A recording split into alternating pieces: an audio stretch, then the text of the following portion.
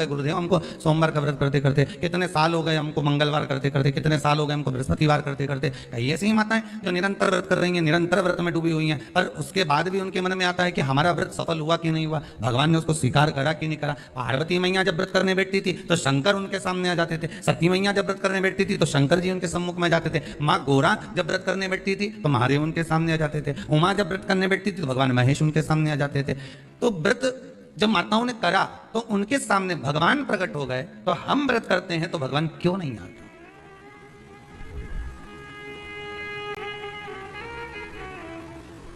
आप आए नहीं और सुबह हो गई, मेरी पूजा की थाली धरी की धरी रह गई। आखिर कारण क्या है? क्या कारण हो सकता है? हम परमात्मा को इतना रिझा रहे हैं, परमात्मा को इतना मना रहे हैं, हम परमात्मा से इतनी विनती कर रहे हैं, निवेदन कर रहे हैं, उसके बाद भी अगर भगवान हमको ना मिले, उसके बाद भी भगवान हमारा ना सुने, तो फिर दुख तो होता है कि भगवान आखिर क्यों नहीं सुन रहा।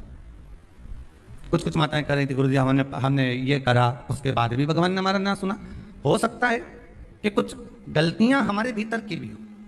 हम इस शरीर से तो परमात्मा को रिझा रहे हैं, हम इस शरीर से तो भगवान को मनाने का प्रयास कर रहे हैं, हम शरीर के द्वारा तो मंदिर तक पहुंच जा रहे हैं, हम शरीर के द्वारा तो हम मंदिर में जाकर जल भी चढ़ा रहे हैं, अभिषेक भी कर रहे हैं, पूजन भी कर रहे हैं, अर्चना भी कर रहे हैं, पर साथ में मन नहीं जा रहा हो तो, साथ में मन नहीं पहुंच रहा हो तो।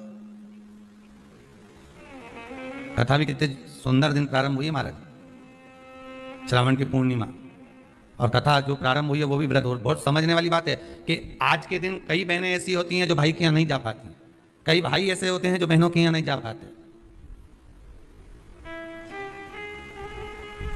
तो क्या इनका संबंध समाप्त हो जाएगा? अरे बोलो तो जम के नहीं। जितने लोग आस्था के सामने कथा सुन रहे हैं, बोलो जरा कि अगर बहन भाई के यहाँ नहीं जाएगी और भाई बहन के यहाँ नहीं जाएगा और उनका आपस में तिलक नहीं हुआ, रक्षा सूत्र नहीं बंधा उनका, तो क्या संबंध समाप्त हो जाएगा? नहीं।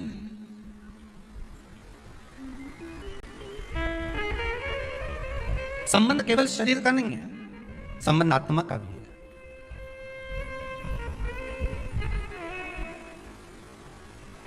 एक व्यक्ति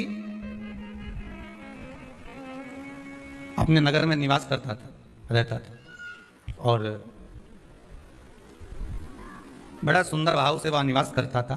अब एक समझने वाली बात देखिए, शरीर का पाप कर्म और मन का पाप कर्म दोनों को देखिएगा। वो अपने गांव में, नगर में निवास करता,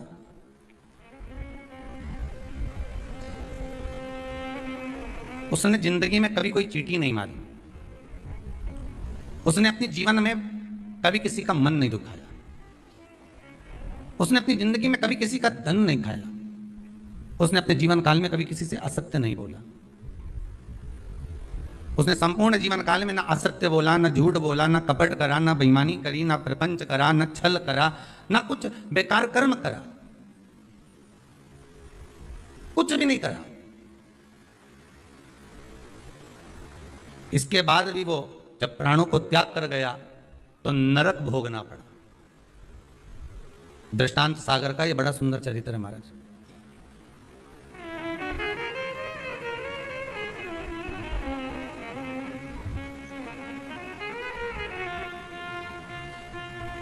नरक भोग रहा है, ऊपर गया, चित्रगुप्त महाराज बैठे थे, इसके पाप गिना रहे थे, तो देवऋषि नारद का वहीं पर आगमन हुआ। श्रीमन नारायण, नारद जी ने तो पूछ लिया। संत के मन में अगर कोई प्रश्न आता है तो संत तुरंत पूछ लेता है कि आखिर कारण क्या है।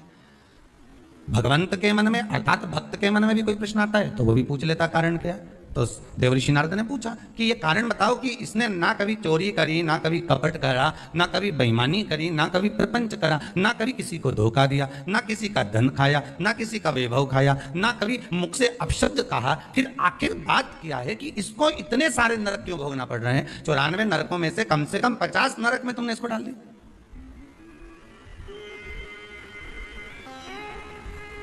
ये नरक में भेजने का कारण क्या है? भाई व्यक्ति गरुड़ पुराण के हिसाब से नरक कब होता है कि आपने अगर किसी के यहाँ चोरी कर लिया, आपने अगर किसी के यहाँ कपट कर लिया, किसी को मार दिया, किसी को अपशब्द कर दिया, ताने दे दिए, गालियां दे दी, और कहीं चोरी आदि कर्म कर लिया, कोई लूटपाट कर ली, किसी का धन खा गए, किसी का वैभव खा गए, किसी की सत्ता खा गए, किसी के रूप में किसी को दुख दिया, तकलीफ दी, तो आपको नरक भोगना पड़ेगा। ये गरुड़ पुराण कहती है। तो देवऋषि नारद ने पूछ लिया चित्रगुप्त महाराज से, धर्मराज से, ये बताओ कि इसने ये कुछ करा है क्या? तो क्या कुछ भी नहीं करा। इसने अपनी स्त्री को हाथ उठाया क्या? नहीं। इसने अपने बच्चों से कुछ कहा क्या? नहीं। बच्चों ने इसको कुछ कहा क्या? नहीं। इसने अपने माता पिता की सेवा नहीं करी क्या? करी। सब कुछ करा इसने। फिर नरक किस लिए दिया गया? नरक का कारण क्या है? क्यों नरक भेजा जा रहा है? व्रत शिव महापुराण का सबसे पहला सूत्र आज आप अच्छे से समझ लेना, तो आपको पूरी व्रत की महत्वता समझ में आ जाएगी कि हम व्रत करते हैं और भगवान सुनता क्यों नहीं है। बस इस सूत्र को पकड़ लीजिए। दृष्टांत सागर का ये चरित्र अगर आपके जीवन में बैठ गया तो बाकी की शिव पुराण पूरी आपको समझ में आ जाएगी कि व्रत की मूलता क्या है।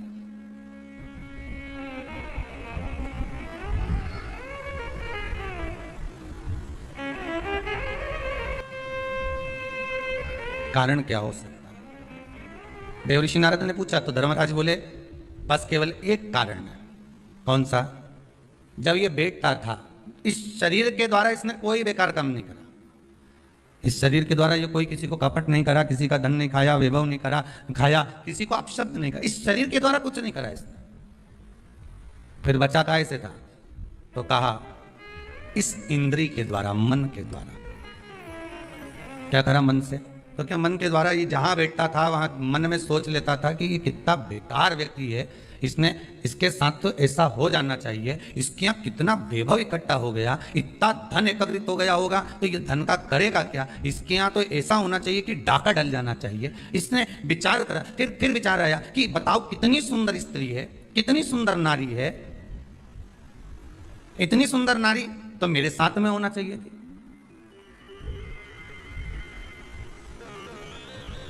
इसकी कितनी प्रॉपर्टी है, कितना वैभव है इसके पास में, कितना धन है इसके पास में। कुछ ऐसा हो जाए कि इसका धन संपूर्ण मेरा हो जाए, इसका पूरा वैभव इतना इतना जितना इसका धन है ये सारा के सारा मेरा हो जाए। अब बोलो शरीर से कुछ कर रहा है क्या वो? जितने आस्था पर सुन रहे हो, जितने फेसबुक यूट्यूब पर सुन रहे हो, दिल से बोलना, उसने शरीर से कुछ करा? नहीं। शरीर से कोई चोरी करी? नहीं। शरीर से किसी को मारा? नहीं। किसी का धन खाया? नहीं। पर कर क्या रहा है? मन से उसके जो विकार उत्पन्न हो रहा है, मन से जो विचार उत्पन्न हो रहा है, मन से वो जो गलत सोच रहा है, मन से जो उसके विचार धारणा चल रही है, मन चित्तवृत्ति से जो गलत विचार उसकी दृष्टि में आ रहा है, बस वो गलत उसको नरक की ओर ले जा। और तुमने व्रत तो करा। आज कई माताओं का पूर्णिमा का व्रत भी होगा, ऐसा नहीं है। जाएगी राखी बांधने तो कह भी देगी हमारी तो पूर्णिमा, जी हम तो तुम्हारे भाभी भोजन नहीं करें।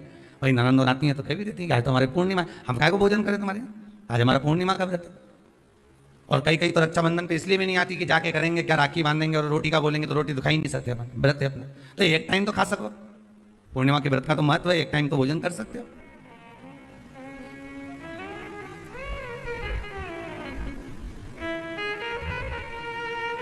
अब तुमने व्रत तो करा, खूब जोरदार व्रत करा, सुबह से लेकर शाम तक कुछ नहीं खाया, कुछ भी नहीं खाया। और ये मन बार बार अगर दौड़ कर कहीं चले गया, डब्बे में सब लोग भोजन कर रहे थे और सभी लोग प्रसाद को पा रहे थे, सभी लोगों के मन में भाव आया कि कितना सुंदर भोजन बना है, आज तो बाफला एक नंबर का बना है, आज बाटी तो बहुत जोरदार बनी। अब तुमने बनाई तो जीजी के लिए थी, ननन के लिए थी, घर में बेटी के लिए थी, और आज तो मेहमान आया, ना भांजा ना भांजी ने सबके लिए बनाया। और मालूम पड़े ननंद आके कहते कि नहीं हमारा तो आज श्रावण की पूर्णिमा का व्रत है, आज हम कुछ खाएंगे ही नहीं। अब तुमने बाटी तो बना दी, बाफला तो बना दिया, पूरन पोली तो बना दी, तुमने आज आलू बड़ा तो बना दिया, सब्जी पकौड़ा मंगोड़ा सब बना दिया तुमने। पर बेचारी वो बहन भले राखी बांध रही है, भले वो माँ आई हुई है, उसका व्रत भी है, पर उसकी जो मन है ना थोड़ा सा वो बाफले में तो जरूर जाएगा,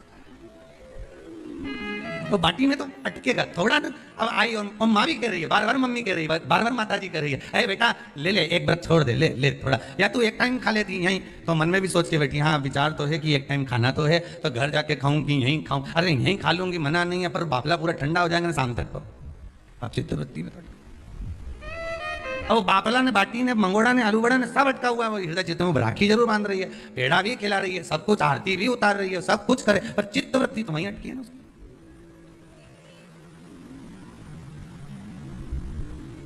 इसलिए शायद लोग भजन में गाते हैं, इसलिए कहते हैं कि श्री बांके बिहारी लाल गोपाल मन रखियो तेरे चरणन में मन रखियो, चरणन में तन रखियो श्री वृंदावन। बस अर्थात शास्त्र कहता है कि इस मन को, इस चित्त को, इस वृत्ति को ले जाओ भगवान के चरणों की ओर, इस मन को ले जाओ भगवान की ओर।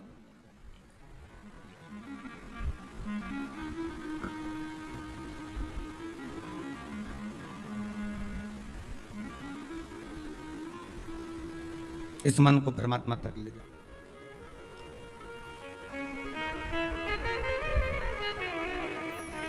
तो कहे मन तू चल रे काशी धाम, रटेंगे काशी काशी नाम। मन तू चल रे काशी धाम, रटेंगे काशी काशी धाम। मन तू चल रे काशी धाम, रटेंगे काशी काशी धाम। मन तू चल रे काशी धाम, रटेंगे काशी काशी नाम। मन तू। अरे भाई, लोग कहते हैं कि नंदी के कान में कहते हो, ये कोई हमारे पुराणों में या शास्त्रों में लिखा है? भगवती बहन साहू, आपको धन्यवाद देना चाहूंगा और एक बात कहना चाहूंगा, जितनी भी शिव महापुराण के अंतर्गत चाहे उपाय जो बताए जाते हैं कि बेलपत्री ऐसे चढ़ाना, काली मिर्च ऐसे चढ़ाना, चावल ऐसे चढ़ाना, धतूरा का क्या महत्व है, शमी के पत्ते का क्या महत्व है, बेलपत्री के पत्ते का क्या महत्व है, ये जितनी भी बातें बताई जाती हैं ये सब पुराण के अंतर्गत से बताई जाती है। अब दुनिया के लोग इसको चाहे टोटका कह दें, चाहे दुनिया के लोग इसे टोना कह दें, पर पुराण से हटकर कुछ नहीं। और आप लोगों को अगर बोला है कि नंदी के कान में कहकर भगवान शंकर के मन में बात पहुंचे, तो ये क्यों कहा, तो ये भी हमारी शिव महापुराण में लिखा है, जलंधर के चरित्र में। कोई आपसे कहे कि नंदी के कान में बोलने से क्या होता है, ये जलंधर का चरित्र कह रहा है। मां पार्वती जी का हस्त कमल पकड़कर जलंधर लेकर जाने लगा। वृंदा को पति लेकर जा रहा। वृंदा तो भगवान की भक्ति में लीन रहती थी, उसको तो जलंधर को सबसे ज्यादा तकलीफ थी नारायण से, पर शिव के पास आ गया क्योंकि ईर्षा प्रवृत्ति, अभी कथा में कहा, कोई कोई ऐसा होता है जिसको तुमसे देर नहीं होता तो ही अंदर से ईर्षा जाग जाती है। कोई कोई ऐसा होगा जिसको अंदर से ईर्षा जागती है, अपने आप अंदर से ईर्षा जागती है, उसका कोई बेर नहीं, और ईर्षा जागती भीतर से ईर्षा जागती। ना आप उससे मिले हो, ना कभी वो आप उसके सामने बैठे हो। कई लोग किसी ना किसी की बुराई करते हैं तो हम लोग पूछ भी लेते हैं, क्यों साहब उनसे मिलकर आए हो क्या तुम? कभी नहीं मिल किया, कभी उनका सामना हुआ नहीं हुआ, तो फिर बुराई क्यों कर रहा? एक ने कर दी थी इसलिए हमारे ध्यान में था तो हमने भी कर दी। लो, वो कुआं में डूब के मरेगा तो तू भी मरेगा का? नहीं। नंदी सामने बैठा है, गणेश जी को मालूम पड़ गया, कार्तिकेय को मालूम पड़ गया, मां पार्वती जी का हस्त कमल जलंधर ने पकड़ लिया और लेकर चला, मालूम पड़ गया, तब नहीं रहा गया। गणेश जी को क्रोध आ गया और गणेश जी महाराज आए, शिव जी को जगाने लगे, पिताजी पिताजी पिताजी कर कर जगाया, उठो पिताजी, पिताजी उठिए, पिताजी जागिए, पिता को जगा रहे हैं। भगवान शंकर नहीं उठे, तप में लीन थे। क्या करें हम, जलंधर के पास में इतना बल है, इतना बल है, और पिता की आज्ञा नहीं होगी तो हम कैसे मार देंगे इसको? मारने को तो मार दें। मां ने आज्ञा करी थी कि जलंधर उसको तारकासुर को मार दो, तो कार्तिकेय ने तारकासुर को मार दिया। शिव जी की आज्ञा नहीं तो हम इसको कैसे मारें? क्या करें? सब कुछ गणेश जी ने देख लिया, शंकर जी के ऊपर बहुत बहुत बहुत बहुत प्रार्थना कर कर देख ली, पर शंकर जी नहीं जागे। तब आखिरी में विनायक ने, गणेश ने, जितने लोग आस्था चैनल पर कथा सुन रहे हैं, जितने लोग फेसबुक यूट्यूब पर कथा सुन रहे हैं, इस बात को याद रखना कि नंदी के कान में कहने से क्या होता है, वो ये इस कथा से सीख लेना। आखिरी में गणेश जी को लगा किसको कहूं, शंकर जी भी तप में है, नंदी भी तप में है, मैं किसको कहूं? शिव जी को कह कर थक गया, पिताजी को बोल बोल कर थक गया, पिताजी जागते नहीं। अब मैं किसको कहूं ये बात, किससे कहूं?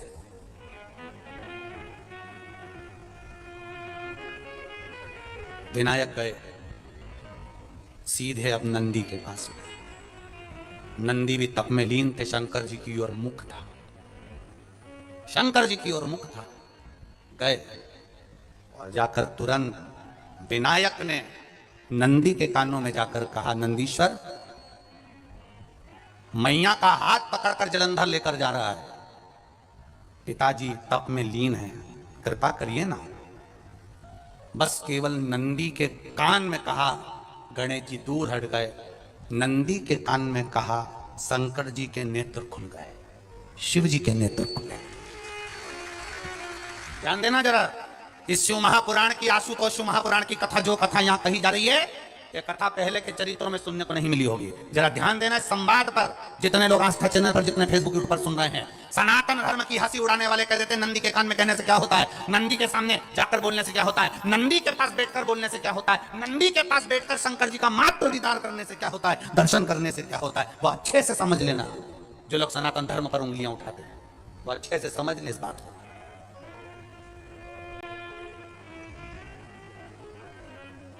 क्या होता है, नंदी तप में लीन, शिवजी तप में लीन, शिव नहीं उठ रहे। विनायक ने नंदी के कानों में जाकर कर दिया, नंदी के कान में जाकर कहा, नंदी के नेत्र नहीं खुले। नेत्र किसके खुले, जम के बोलो, महादेव के खुले, शिव जी के खुले।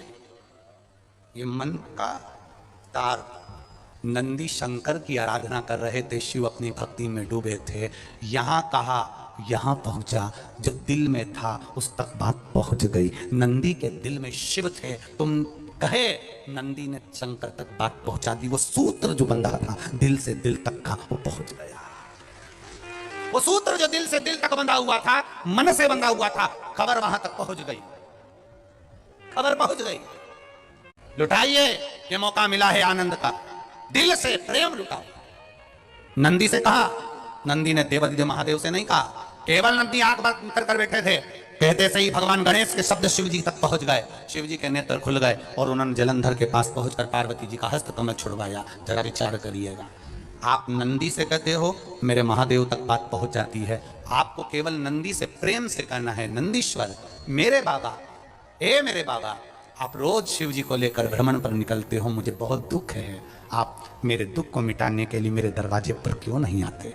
नंदीश्वर से कहा, शिव जी तक बात पहुंच जाएगी, शंकर के नेत्र आपके लिए खुल जाएंगे और महादेव आपके यहाँ खड़ा मिलेगा, मेरा महादेव आपके पास में खड़ा मिलेगा। आशुतोष शिव महापुराण की कथा कहती है, लोग कहते हैं नंदी को कहने से क्या होता है, ये शिव का पुराण कह रही है, कहा वहां तक पहुंचा, दिल से दिल तक।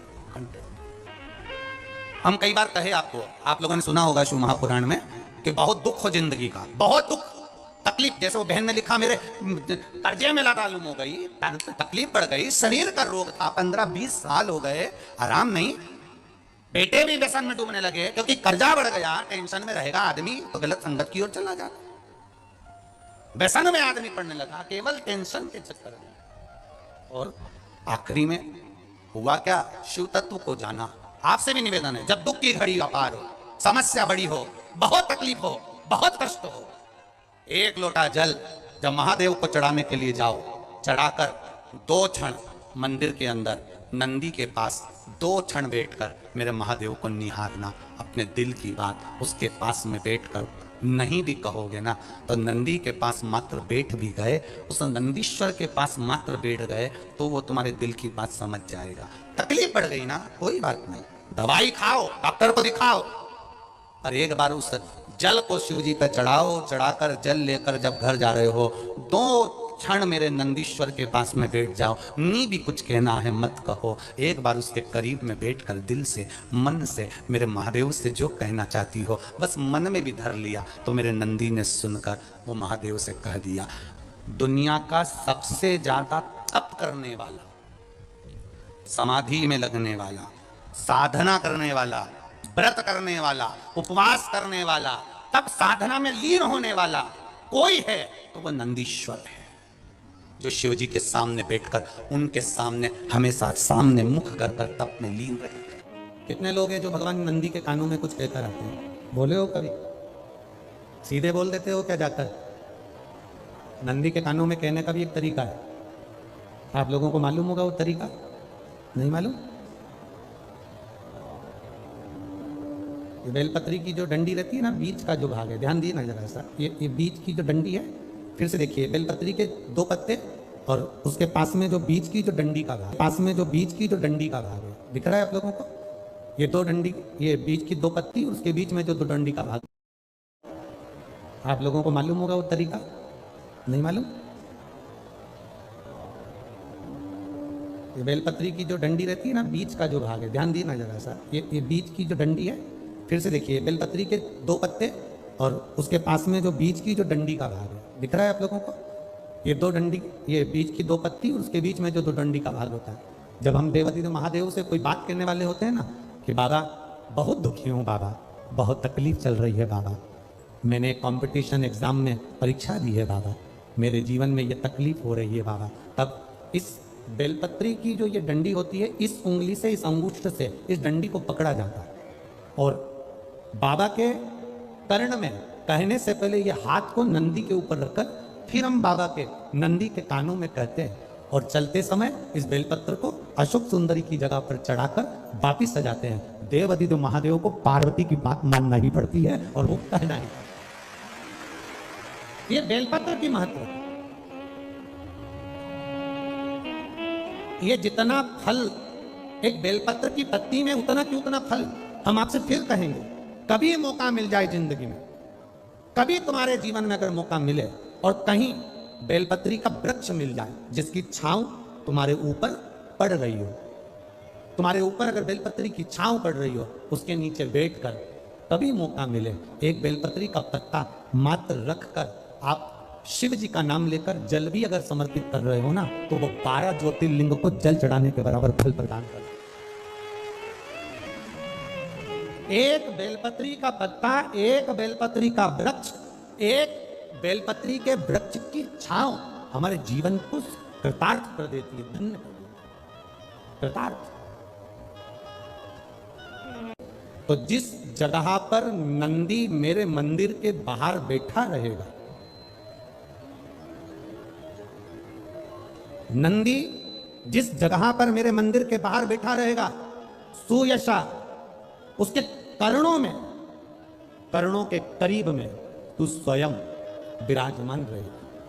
सुयशा, जब कोई नारी, जब कोई पुरुष, जब कोई बच्चा, जब कोई बुजुर्ग, जब कोई भी संसार सागर में रहने वाला मानव मेरे मंदिर में आएगा और नंदी के कान में कुछ कहकर जाएगा, तब तू उसको सुनकर माँ पार्वती से कहेगी। और पार्वती जब मेरे साथ प्रतिदिन प्रदोष काल में, प्रदोष के समय, शाम के समय भ्रमण पर जब पार्वती मेरे साथ जाएगी, तो पार्वती मैया जिसके सामने नंदी को रोक देगी, मैं उसके ऊपर कृपा करते हुआ चले जाऊंगा। ये हमारा भाव शिव महापुराण की कथा बन। तो शंकर जी के मंदिर जाते हैं तो आप जब वापिस लौट कर आते हैं तो नंदी के कान में,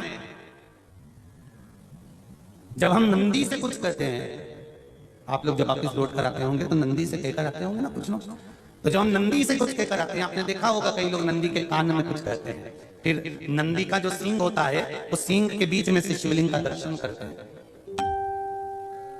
तो नंदी को जब कोई बात कही जाती है, नंदी से जब कुछ कहा जाता है कि हमारी बात शिव जी तक पहुंचाना, तो उसमें सबसे पहला अगर नाद करा जाता है नंदी के कानों में, तो ओम का नाद करा जाता है। आप सीधे जाकर अगर कहेंगे नंदी को कि हमारी ये बात है, आप बात तक पहुंचा देना, तो नंदी उस बात को कहे चाहे नहीं कहे, पर जब आप नंदी के कान में ओम कहने के बाद में अपने हृदय की बात कहते हैं, तो जैसे एक पत्र आपने भेजा और पत्र को तुमने लिफाफे के अंदर रख दिया, रखने के बाद में तुमने एड्रेस भी लिख दिया, समझ लेना बहुत अच्छे से। एड्रेस लिखने के बाद में तुमने अपना मोबाइल नंबर भी लिख दिया, सब कुछ कंप्लीट कर दिया। अब इस लिफाफे को तुमको भोपाल भेजना है सागर से, और तुमने ले जाकर इस लिफाफे को डाकघर के डब्बे में डाल दिया। लिफाफा जाएगा, जम के बोलिए, एड्रेस पूरा लिखा है, पीछे तुम्हारा नाम भी लिखा है, मोबाइल नंबर भी लिखा है, सब कुछ लिख दिया, पर लिफाफा जाएगा नहीं। क्यों नहीं जाएगा? क्योंकि उस पर टिकट चिपका नहीं है। 15 पैसे का, 10 पैसे का, 25 पैसे का, या 1 रुपए का, या 2 रुपए का, उस पे अगर कोई टिकट चिपका होता, फिर आप उसको डालते तो जाता कि नहीं जाता? चले जाता। ये ओम सनातन धर्म के अंतर्गत जितने भी मंत्र होते हैं, जितने ब्राह्मण मंत्र का उच्चारण करते हैं, जितने ब्राह्मण मंत्र पढ़ते हैं और मंत्र का उच्चारण करते हैं, उसमें ओम का नाद क्यों करते हैं? क्योंकि ये हमारे श्लोकों को, हमारे शब्दों को, हमारे दिल की बात को टिकट का काम कर कर परमात्मा तक पहुंचा देता है। ये ओम अक्षर, ओम शब्द, ओम नाद।